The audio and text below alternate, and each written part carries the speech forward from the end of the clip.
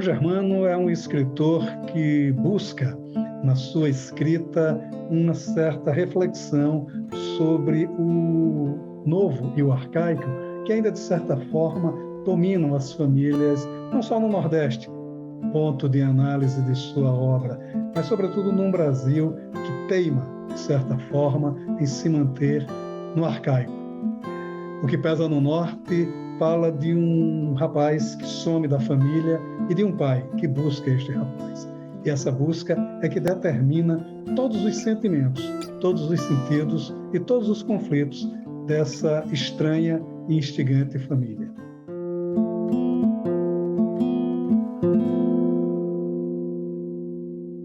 Tiago, vamos falar sobre o seu romance, né, O que Pesa no Norte, que é um romance que tem uma primeira pegada assim, interessante, porque você retoma um tema muito caro à literatura, é claro, que é o conflito de gerações. Mas mais que o conflito de gerações, é uma questão mais profunda, né?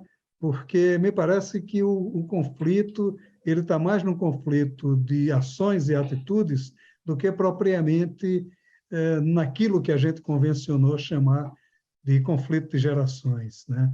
Quer dizer, como é que nasce a ideia desse romance? Como é que foi essas primeiras anotações para a construção do romance? Essa questão conflitual foi muito importante para o romance, porque ele foi fruto do meu mestrado em escrita criativa na PUC, orientado pelo Assis Brasil.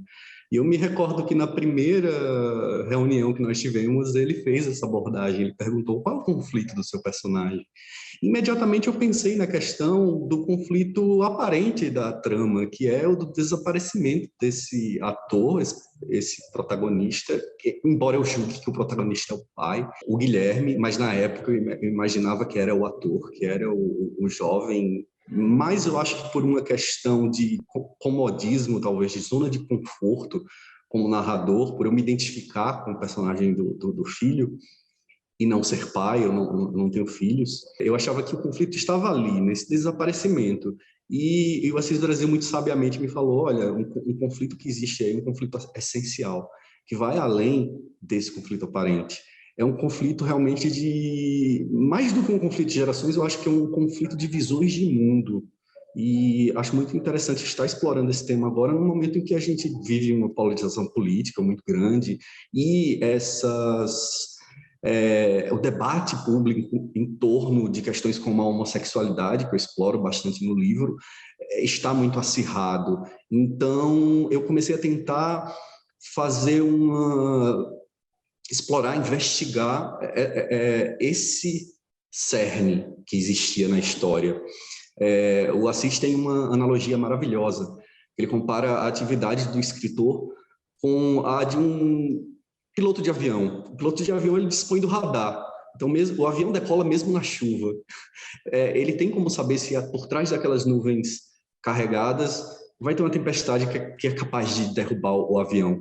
Então, quando a gente começa a escrever, as nuvens carregadas aparecem muito fácil, mas é nosso papel como escritor ir no cerne ali, dentro da nuvem, ver se esse furacão que é capaz de derrubar o avião, né? Acho que o nosso papel como escritor é tentar explorar, tentar colocar o leitor nessa zona, que também é uma zona de desconforto, que a gente partilha como autor e como leitor, né? O livro ele já começa, né, de certa forma, marcando o certo aspecto de inadaptado do Guilherme, né, do ator, né? Já desde a infância, ele tem, até pela sua inação, a capacidade de gerar conflitos. É, de certa forma, um personagem complexo também. Quer dizer, como é que foi a construção dele? Eu acho que eu tentei me lembrar muito dos anos 90, dos anos 80 e dos anos 90, porque o livro ele é estruturado basicamente em duas linhas temporais, né? A gente vive o presente, ali que é a busca desse pai pelo filho, e o passado, que é mais relacionado à infância e adolescência desse desse personagem, o Guilherme, que é um sujeito que tem suas veleidades não literárias teatrais. Eu procurei me lembrar bastante dos anos 80 e dos anos 90 e do que essa época podia me contar justamente sobre essa realidade que a gente vive hoje, justamente sobre essa crise moral que a gente vive em torno de questões que envolvem questões como a própria homossexualidade. Então, tem muito do tratamento que, por exemplo, a mídia dava à infância e adolescência nessa época. Uma das cenas bastante pungentes do romance, assim, é o momento em que o pai do Guilherme questiona o fato de ele estar, por exemplo, lavando a louça, que seria supostamente uma atividade feminina, né, ligada a um histórico da mulher. E essa cena é toda permeada, por exemplo, pela a Chacina da Candelária, a cobertura jornalística da Chacina da Candelária. Então, eu acho que é uma questão muito simbólica. Acho que foi um momento ali, eu pelo menos cheguei a ver essas matérias, que eu perdi a ingenuidade como ser humano, como passei de fato da infância para a adolescência, quando vi essa matéria. Vi crianças e adolescentes a juventude está ameaçada de uma certa forma no Brasil, né, até hoje. Então, eu procurei explorar esse clima de tensão nesses momentos, mesmo quando não era propriamente o que eu estava narrando. Eu queria fazer essa associação entre uma trama familiar, uma questão conflitual ali dentro do seio da família, mas também algo que permeasse o social, porque eu acho que a família é basicamente a ponta do iceberg, né? Também uma lupa para o que está acontecendo na sociedade, no cenário macro da sociedade, né? Agora, esse pai é extremamente curioso porque ele é profundamente, pelo menos do ponto de vista psicológico, profundamente arcaico. Ele já não é um pai dos anos 80, os anos 80, os anos 90, que é mais ou menos onde começa a trama né? Porque ele tem uma carga de preconceitos muito arraigada, muito forte e quase que herdada do próprio pai, né? Um ex-combatente de guerra. Como foi também a construção dessa psicologia tão complexa desse pai? Eu me preocupei muito em tentar fugir do registro maniqueísta. Era muito fácil, talvez até por uma limitação como ser humano mesmo, de não saber como lidar com a paternidade, na medida que foi uma experiência que eu nunca vivi. Eu só vivi através do meu irmão, por exemplo, que se tornou pai, ou a partir de amigos da minha geração que se tornaram pais. Havia um risco muito grande de eu pensar nessa paternidade numa chave um tanto quanto caricatural ou maniqueísta, como eu mesmo falei. Então, eu tentei buscar algo de humano nesses preconceitos e nessa herança que ele traz do próprio pai. Eu tentei imaginar a paternidade também sob um viés psicológico que residisse um pouco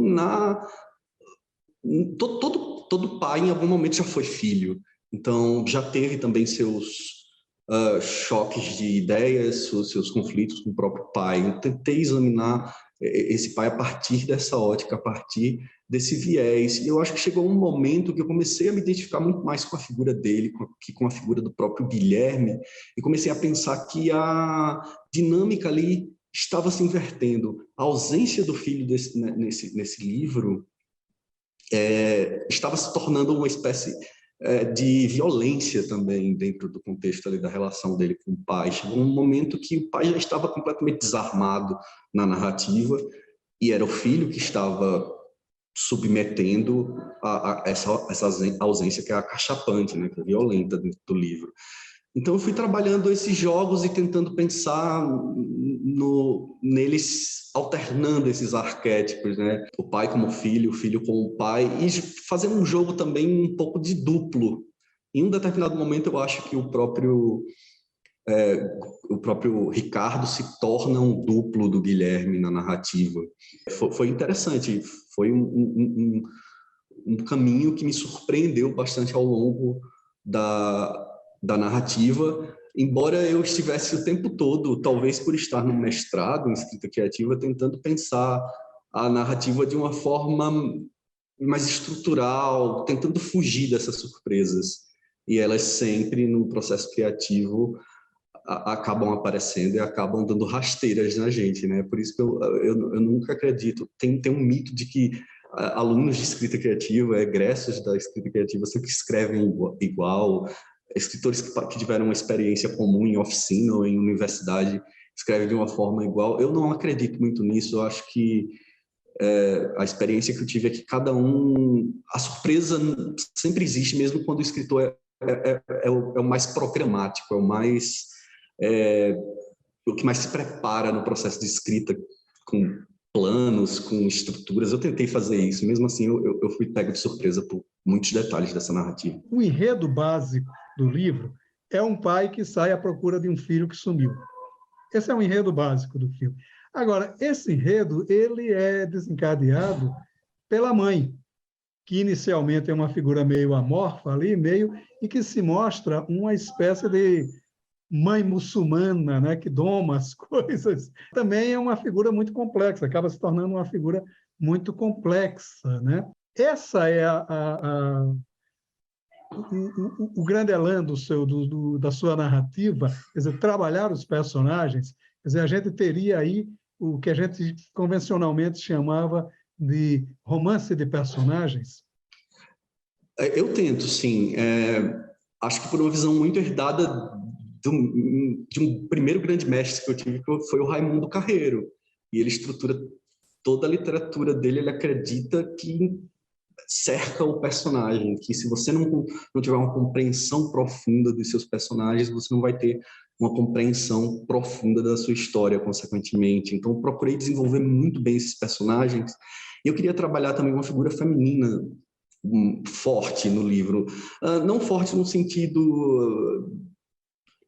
Eu acho que a Ana, que é a mãe do Guilherme, seria impossível, na estrutura em que ela vive, ela se impor de alguma forma. Ela desenvolve um transtorno obsessivo compulsivo, ela sente muito a falta desse filho. Eu acho que a somatização que ela faz no toque é meio que uma maneira dela lidar com coisas que estão erradas desde o princípio dessa relação que ela tem com o Ricardo, e da relação que vai se desenvolvendo depois com os outros dois filhos, né? Ela tem uma visão completamente diferente do que é a família.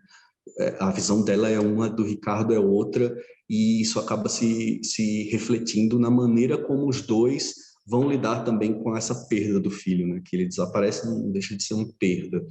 Então, eu procurei também examinar bastante, investigar bastante essa personagem, e pensar como é o papel da mulher numa estrutura, como você bem falou, arcaica, patriarcal, que vem ali de uma família em que todos os filhos são homens, em que a avó ela já é deprimida por uma série de questões, pelo silêncio do marido, que é um traumatizado de guerra.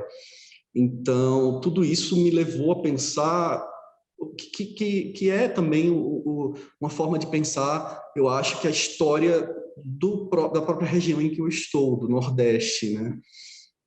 Em que a gente tem uma sociedade que parece muito matriarcal, porque é muito acolhedora, a vida do nordestino se dá ali na cozinha, mas tem esse reacionarismo do lado do homem, daquele homem bruto, com essas ideias engessadas.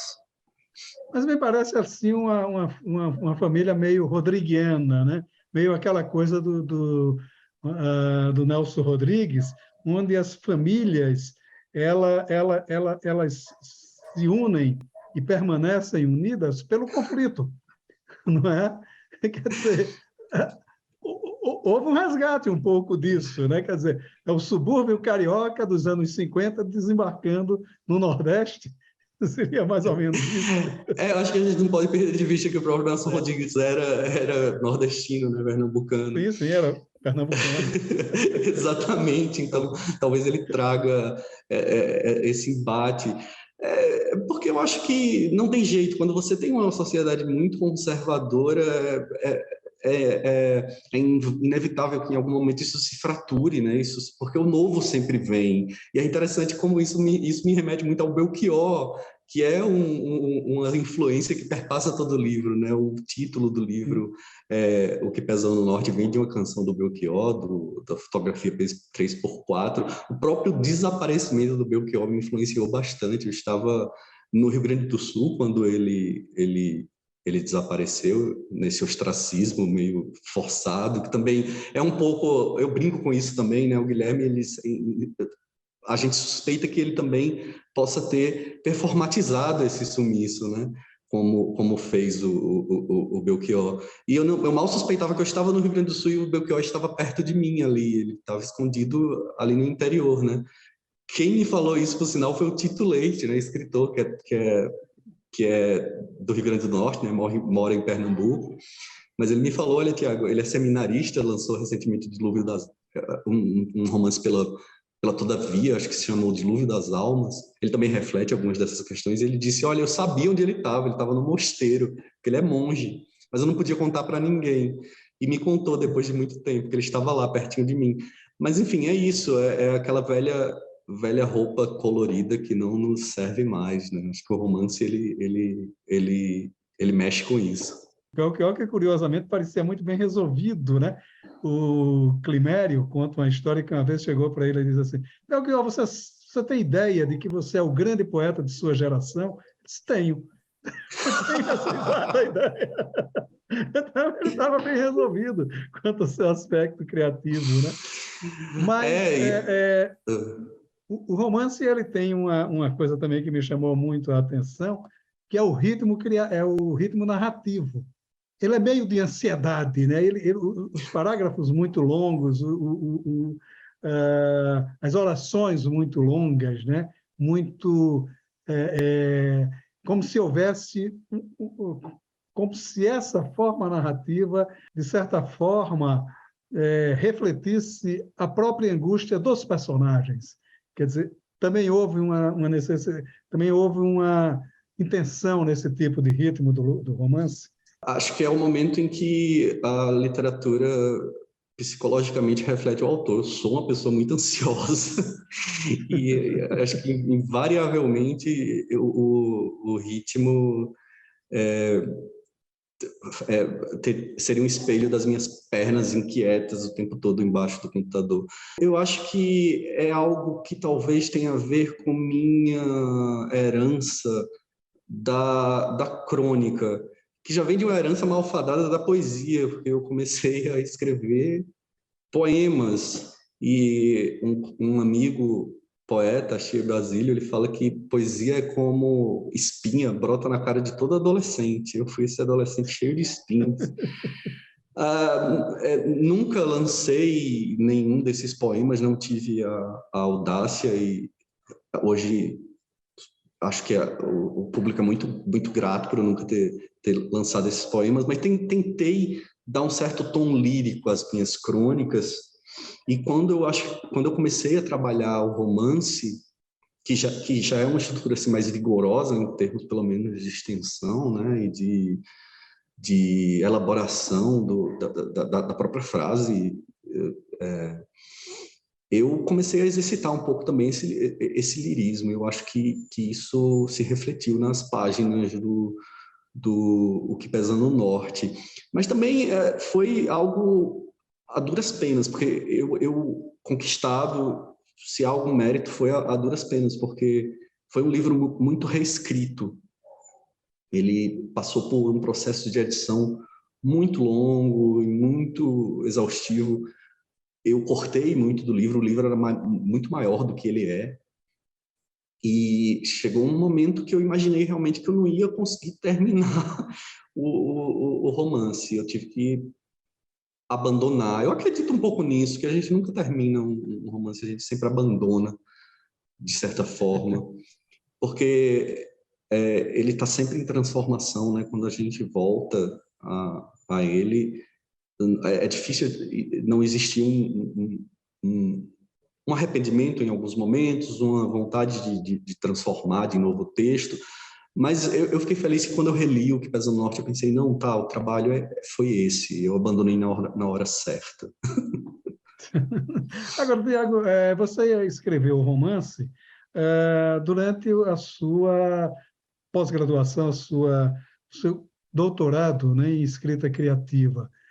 O estudo da escrita criativa, ele, de certa forma, influenciou o texto? Como é que foi essa relação? Eu acho que ele influenciou mais o processo, eu acho que eu me tornei um pouco mais consciente do meu próprio processo criativo, entendi um pouco mais os meus gatilhos, a maneira como eu trabalho, sabe? No texto em si, eu nunca procuro pensar muito em termos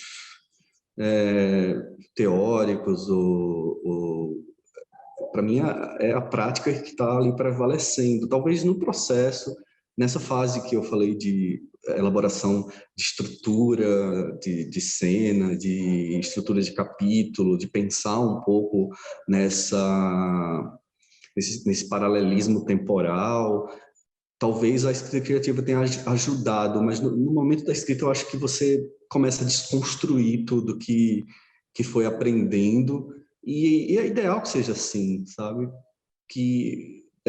Porque também se a gente atinge aquele nível de consciência em que pensa, é isso, começa a entrar naquela tal da zona de conforto que eu acho muito perigosa. Tem muito escritor que diz, não, eu hoje me sinto muito confortável com o que eu escrevo, e eu acho isso muito perigoso. Eu não quero nunca estar confortável com o que eu escrevo, porque corre muito risco também de eu passar a não mais surpreender os leitores, e um leitor, eu quero crer que o leitor, ele é sempre mais inteligente que o autor, e quando ele se vê nesse cenário em que a gente não consegue surpreendê-lo, não consegue passar a perna nele, eu acho que ele abandona muito fácil o livro. E hoje a concorrência está muito alta, né, dos Intensa. livros com outros. O Altran Dourado, que planejava milimetricamente os livros dele, uma vez eu perguntei isso a ele, né? Disse, sim, aí você planeja os livros, e aí? Ele disse, eu jogo fora e começo a escrever. É Perfeito. basicamente isso. O Altran que era o mestre do Assis Brasil, né? Ele falava com Sim, muito sim, carinho do sim. Altran Dourado. Sim, sim. O risco do bordado dele é leitura obrigatória para todo mundo que queira escrever. Pois é, e é uma pena. Eu não sei se você tem essa impressão, mas é uma pena que é um escritor que não é muito lido hoje, né? Ele foi um É, pouco uhum, negligenciado, eu acho, pela é, história. Assim. é. Não, realmente é, mas são tantos assim. Eu lamento muito, por Sim. exemplo, a ausência de uma leitura mais atenta do Hermílio Borba Filho, que eu acho genial, né? Mas, enfim. Mas para você ver, foi a segunda vez que eu ouço falar no Hermílio Borba Filho hoje. Pela manhã eu estava aqui eu tô num hotel num festival de inverno, e um dos diretores falou que está tentando adaptar um texto dele. Eu também me ressinto muito do Osman Lins, por exemplo, outro escritor que Sim, é incrível. Na Crônica, o sim. Fernando Sabino, que é uma grande influência Uhum. minha também, é muito pouco lida. De fato, É, é meio triste que hoje a figura do autor seja meio que suporte da sua própria obra. Enquanto ele está vivo, ele está sendo lido. Quando ele morre, me parece que a literatura dele some um pouco do mapa, né? Mas, é. assim, claro, tem autores que conseguem superar isso. A Elvira Vinha, por exemplo, né? Uhum. Morreu há pouco tempo, mas hoje ainda é muito lida, e espero que futuramente também. Mas A é isso. literatura é esse jogo com a história também. Tiago, e projetos futuros? Como é que dá? Você está escrevendo? Você está fazendo? Como é que está isso? Eu estou com um romance pela metade. Eu tenho um outro inédito pronto, submetendo a concursos. Eu considero a literatura meio que um ciclo olímpico, assim. Assim que eu termino, pelo menos para mim, que sou um autor que que publico por editoras como a Moinhos, a Causa e Letras, são editoras de pequeno e médio porte, que enfrentam diversas dificuldades, né? A gente está sempre buscando ali portas, e os concursos eu acho que eles oferecem algumas dessas portas. E depois que termina esse ciclo, às vezes é bem sucedido, às vezes não, tentar realmente uma via por editora. Então eu tenho esse romance pronto, é um romance histórico, algo que eu nunca escrevi, bem diferente de tudo que eu já escrevi, e um outro romance pela metade que eu espero, depois de passada